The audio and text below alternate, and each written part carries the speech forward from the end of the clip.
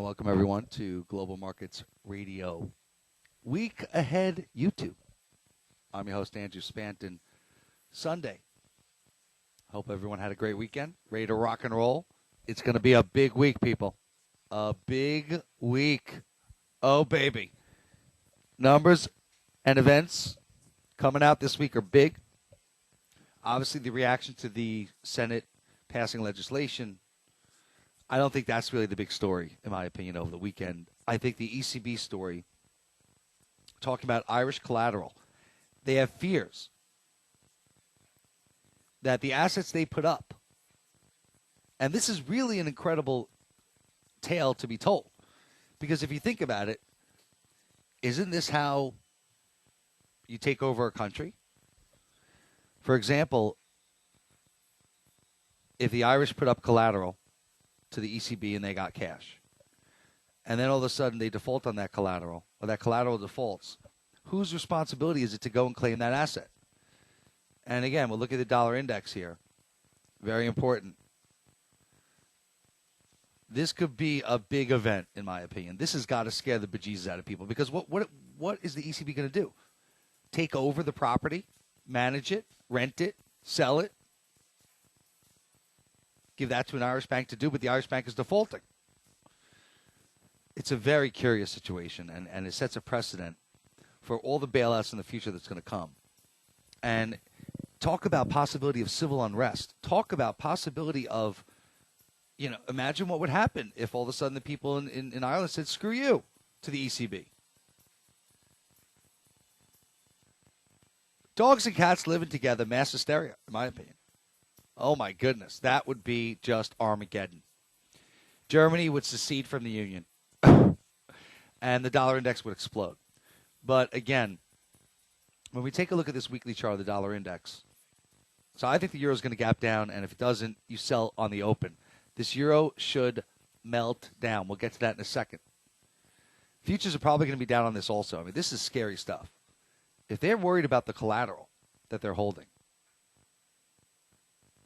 and then they have to seize that collateral, what's the mechanism to do that? And would the Irish people ever stand for that? Imagine German troops, German collectors collecting on Irish soil, Ireland, and then you go to Portugal, Spain. All right, I'm sorry. This is big, though. All right, so dollar index, again, you take a look at this channel line. Yes, it was busted. Absolutely busted. But, again, this is what happens in foreign exchange and a lot of other markets, where they break through support, get all the stops out, all the technical junkies, get people short, and then in your face. And I got to tell you, when you look at the longer term, and when you think about the possibilities of what could happen in Europe, it's amazing. The euro we could be back talking about the euro breaking up if this news really catches fire, which I believe it's pretty big. They passed laws in Ireland apparently counteracting the ECB, the treaty, the Maastricht Treaty. That doesn't make sense. ECB might have to take haircuts on what they loaned. I mean, it's amazing. So, looking at this dollar index, we could easily start to make a big move. And you zoom in on the weekly, we see a beautiful outside candle. Took out the lows, closing above the highs of previous week. I mean, 81's easy. We're already at 80.36. But, you take a look at some of the other, once we take this downtrend channel line out, we certainly got smooth sailing to 82. And that's even a Fibonacci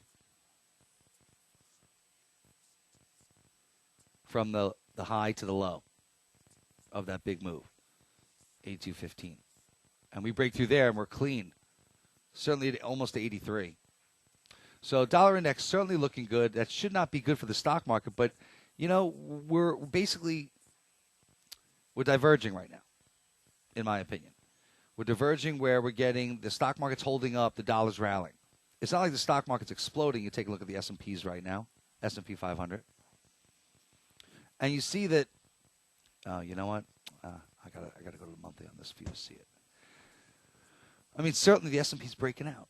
You look at the monthly, we took out previous month high. We are gone like the wind. I see big resistance at 1350. Obviously, that's a big spot. But again, we're through the big retracement. You can't fight this. You got to look for some sort of reversal, but we are through it. And we closed above it, or at least not on the weekly. So to be bearish on the S&P 500, I just don't see it. I'm going to be able to go 15 minutes. I'm going to try it out. See if I can go 15 minutes. YouTube increased my capacity. Yippee-ki-yay. Looking at the weekly, it is a doji. But again, if you want to zoom out, if you can look at previous year, you'll see this whole spot here, 1220 is big. You know, we could pull back all the way to 1225 and still be along. Any close below 1220, I think we're back in the fold, down. But until then, I got to tell you, listen, the animals are in the house. They passed the legislation. It's going to guarantee GDP growth of, 3 to 3.5%.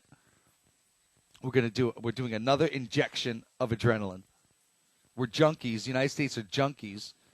And is it going to hurt the dollar long term? Sure. But let me tell you something. Growth in the U.S.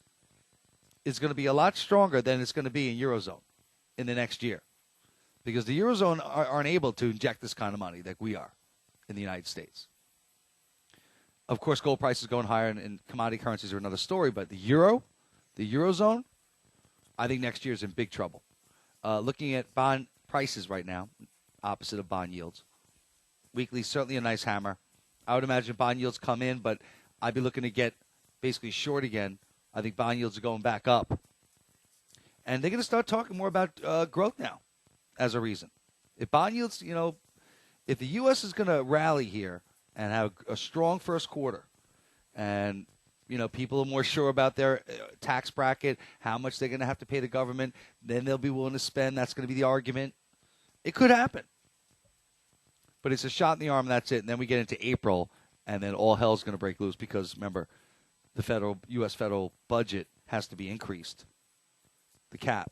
And that's the line in the sand where the Republicans are going to apparently make a stand. So we're good until then. Looking at gold, weekly chart, I see multiple areas of support, but it looks like it's toppy. It's the end of the year. I think they're going to try and shake and bake as many people as they can. I think they will close it relatively strong. It's going to bounce, but the question is, where is gold going to bounce from? 1,300? 1,350? I see support. 1,300 is monster support. I think you got to really go all in there. But again, then we might be going to 1,275, which is almost a 10% pullback, which usually bull markets, they do. Looking at crude, looks a little bit better. That inventory number last week was horrible. Crude inventories collapsing. And I got to tell you, this crude looks like it wants to make a pop. The weekly chart looks fairly decent. All right, now let's get to the currency markets. Euro dollar, I'm sure you've all been waiting. As far as economic numbers coming out this week, we do have plenty of data coming out. Canada's got a lot of data, retail sales, CPI, a lot. London, we get GDP, U.S. GDP, and remember, it's Friday, so things will lighten up on Thursday big time. Wednesday, I think we see the bulk of the volatility, with Thursday things calming down early in the U.S. session. Absolutely. It'll be over, whatever it does, probably by Thursday morning, U.S. session, 10 o'clock. You go home after that at 11. Things will definitely die up. But Wednesday's big, U.S. GDP, minutes out of London, how bad things are. And, again, it looks to me like, again, the stock market hovers in there. The S&P really didn't show us anything. We got to close below 1225. We could go down to 1225 and bounce up. Eurodollar weekly chart, big outside candle, big bad news over the weekend in my humble opinion. Uncertainty. I mean, the Germans, they're not going to be happy about this. But again, you take a look at that weekly chart. We tried to break through it. We bounced. We rallied. We failed. Now we're rolling back over. Big outside candle. I think we take out 130 this week easy. I think we might make a run. There is one house that says 125 year-end. I forget who that is, but someone did this week make a call. I could easily see that. Dollar-yen, oh my goodness, look at all these lines. Haven't done one in a while. Remember, people, I have a premium service. Even though I don't do a YouTube, my people get this every day in the room. I'm in that room over 4 hours a day. Can't get rid of that one. Damn it. So if you think this is good, oh, baby, email info@globalfxradio.com. Dollar yen, I don't know. I really don't know. Bond yields, if they come back, I think dollar yen's a buy on pullback, but if bond yields explode at the end of the week, like I think they will, look for dollar yen to have a rally at the end of the week. Again, we're getting towards the end of the year here, people, and look for air, volatility, news could easily drive things. No one there to protect stops. It could get ugly. So Tuesday, Wednesday, things thin out. Wednesday night into Thursday could be very interesting. And again, next week also. So looking at sterling dollar, looks terrible on the weekly. Took out previous week high, closing at took out 2-week low. I'm sorry, took out an 8-week low in the pound dollar. Rolling over, broke all uptrend channels, and euro sterling looks terrible. We'll look at that. So that's another reason to be very nervous about being long cable here. This euro sterling is trying to break out. We'll look at that in a second. But sterling, weekly chart, rolling over. Ever since they did riots, Pink Floyd's son.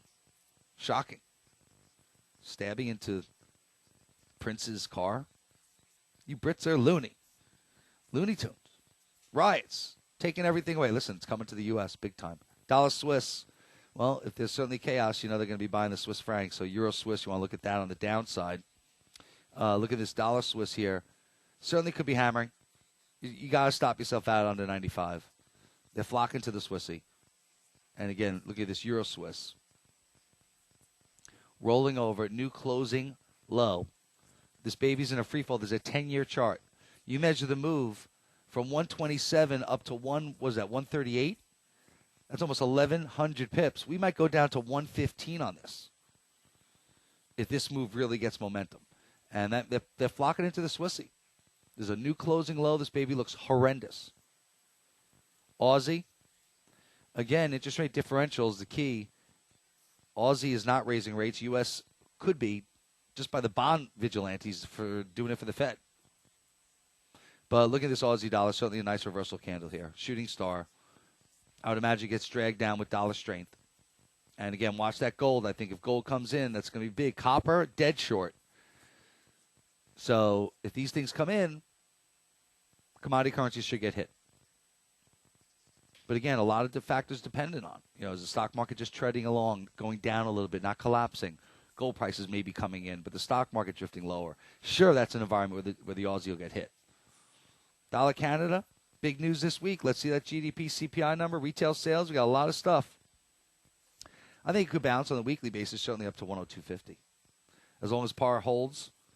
Now, again, when they reverse this thing, I think this dollar Canada is a great short, but not until they reverse it. Again, the dollar looks like it wants to break out here. So you got to be a little nervous. New Zealand dollar looks terrible. Weekly chart.